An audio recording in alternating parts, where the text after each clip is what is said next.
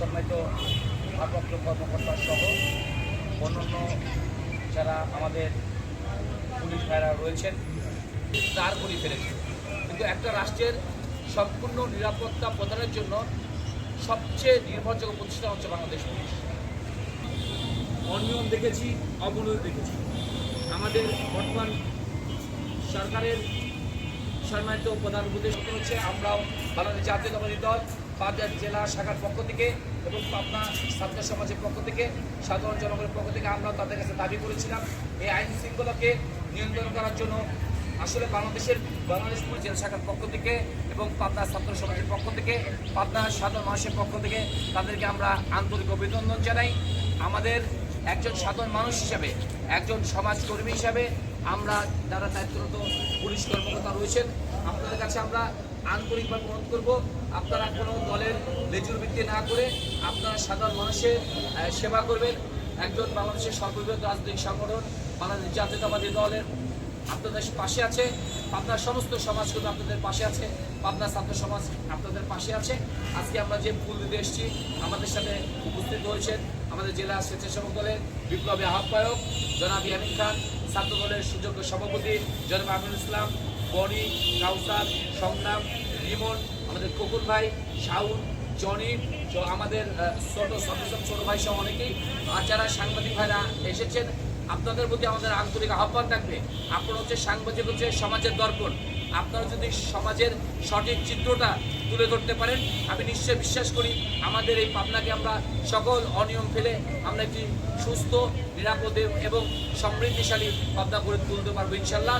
আমরা ফুল দিয়ে আমরা একটু অভিজ্ঞতা আছে আমাদের যারা আমাদের আছে আমরা এক একজনকে ফুল দেবো। আমি প্রথমেই দীর্ঘদিন ধরে পাবনার এই আইন শৃঙ্খলা পরিস্থিতির দায়িত্ব রয়েছেন পাবনা থানার ভারপ্রাপ্ত কর্মকর্তা আমাদের অসহায়কে আমি ফুল দিয়ে আমি একটু শুভেচ্ছা জানাতে চাই। আর সিরিয়ালভাবে এক একজন একটু ফুল দেন, ঠিক আছে? হ্যাঁ,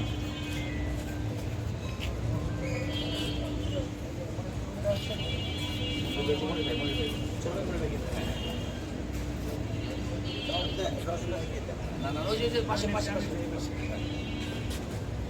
সবাইকে দাও।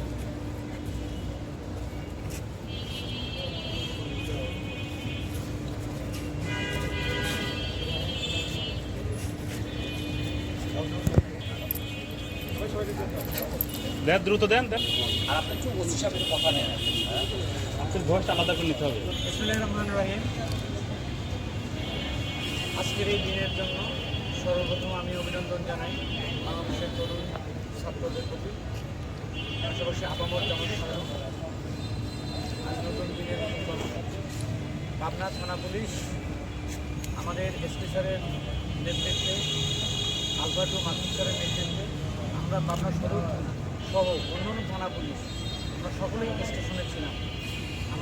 আমাদের কাছে বিভিন্ন এলাকা থেকে বিভিন্ন অভিযোগ আসছে, আমরা অভিযোগগুলো নিষ্পত্তির চেষ্টা করেছি এবং আজ থেকে আমাদের কার্যক্রম একেবারেই পরিপূর্ণভাবে শুরু হলো। আমাদের যারা সহযোগিতা করেছে এই পাবনাবাসীর মধ্যে বিভিন্ন দলীয় যারা আছেন সকল দলের লোকজন আমাদেরকে ব্যাপকভাবে সহায়তা করেছে, থানার পাশে থেকেছে, সবসময় পাশে ছিল, আগেও ছিল, এখন যেমন আছে। আমি আশা করি প্রত্যেক যারা সুনাগরিক এখানে আছেন, উপস্থিত আছেন বিভিন্ন দলীয় এখানে আমি দেখতে পাচ্ছি আমার নোমান ভাই আছেন এখানে, তার লোকজন আছে সবাই আমাকে অত্যন্ত সহযোগিতা করেছেন। অন্য অন্য দলের লোকজন আমাকে সহযোগিতা করেছেন, বিশেষ করে ছাত্র সমাজ আমাকে অনেক বেশি হেল্প করেছেন। তো এই জন্য আমি আশাবাদী যে আমরা আগামীর যে পথ চলা হবে আমাদের সেই পথ চলাটা হবে একেবারেই সত্য, সুন্দর এবং নিরপেক্ষ। এই নিরপেক্ষভাবে আমরা কাজ করার জন্য আমি সকলের কাছে সহযোগিতা চাই। আপনার বাসীর কাছে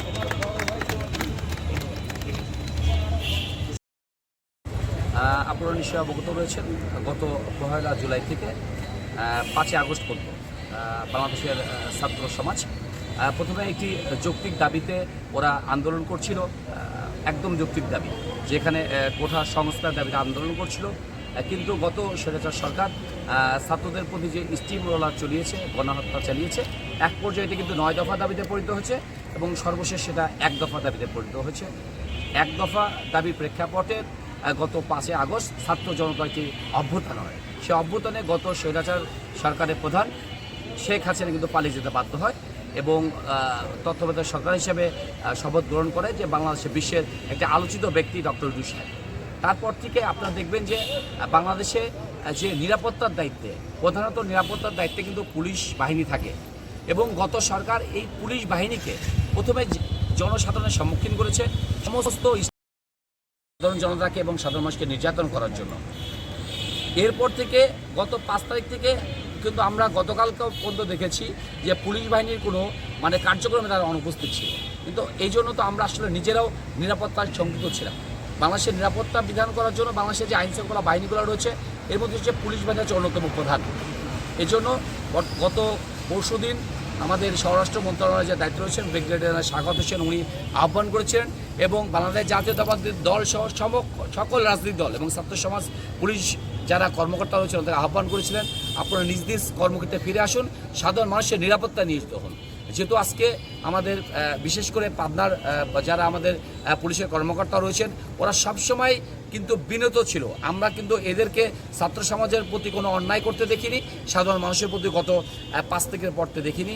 যেহেতু আজকে পুলিশ যারা সাধারণ মানুষের নিরাপত্তা প্রদান করবে তারা কর্মক্ষেত্রে এসেছে, এই জন্য আমরা বাংলাদেশ জাতীয়তাবাদী দল পাবনা জেলা শাখার পক্ষ থেকে এবং সম্পূর্ণ পাবনা সচেতন নাগরিকদের পক্ষ থেকে আমরা তাদেরকে ফুলেল শুভেচ্ছা জানিয়েছি। আমি দৃঢ়ভাবে প্রত্যাশা করি বর্তমান এই পুলিশ সমাজ আবার নতুন করে সাজবে ইনশাল্লাহ। এই পুলিশ সমাজ ছাত্র সমাজের পক্ষে থাকবে, কোনো দলের লেজুবৃত্তি না করে এই সমাজ গঠনে এবং দেশকে একটি নিরাপদ রাষ্ট্র করার জন্য পুলিশ বাহিনী সর্বাত্মকভাবে কাজ করবে বলে আমি প্রত্যাশা করি।